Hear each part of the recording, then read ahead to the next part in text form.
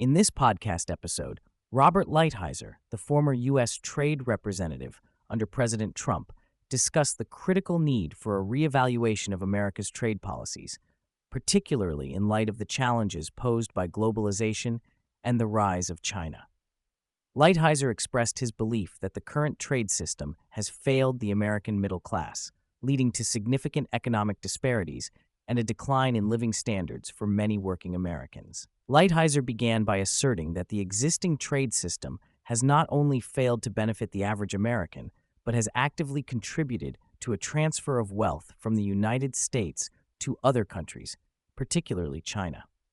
He pointed out that the U.S. has been running substantial trade deficits, which he believes are unsustainable and detrimental to the nation's economic health. He emphasized that the original premise of trade, where countries specialize in what they do best to improve living standards, has been undermined by the industrial policies of other nations that prioritize wealth accumulation over the welfare of their citizens. He highlighted the alarming statistic that the U.S. has transferred approximately $3 to $5 trillion in national wealth overseas, a stark contrast to the $3 trillion figure from 2 decades ago. This transfer, he argued, has resulted in stagnating wages, declining life expectancy among working-class Americans, and a growing wealth gap that threatens the very fabric of American society. Lighthizer discussed the broader implications of globalization, noting that it has led to a significant decline in American manufacturing and innovation. He pointed out that the U.S. once led the world in various technological sectors, such as semiconductors and personal computers, but has since fallen behind, particularly in critical technologies like artificial intelligence and robotics.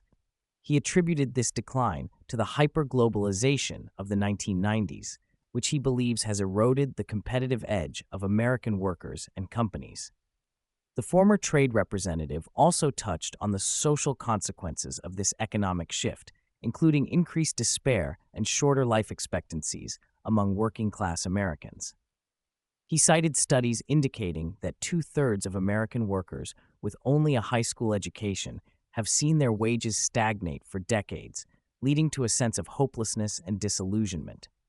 In light of these challenges, Lighthizer argued that implementing tariffs is essential for rebalancing trade and protecting American workers. He emphasized that tariffs should not be viewed merely as a tool for raising revenue, but as a means to offset the unfair advantages that other countries, particularly China, have in the global market. He explained that the U.S. must adopt a strategy of balanced trade, which would involve penalizing countries that consistently run trade surpluses at the expense of American workers. Lighthizer acknowledged that there would be short-term disruptions as the U.S. adjusts its trade policies, but he firmly believes that the long-term benefits, such as increased manufacturing, higher wages, and a revitalized middle class, far outweigh the costs. He expressed confidence that the Biden administration could build on the groundwork laid during Trump's presidency to implement these necessary changes. A significant portion of the discussion focused on the geopolitical implications of China's rise as a global power. Lighthizer characterized China as an existential threat to the United States, citing its military expansion, aggressive territorial claims, and economic espionage. He argued that the U.S. must take decisive action to counter China's influence and protect its national interests. Lighthizer pointed out that China has been actively working to undermine American economic power by engaging in practices that exploit the U.S. market while simultaneously building its own technological and military capabilities.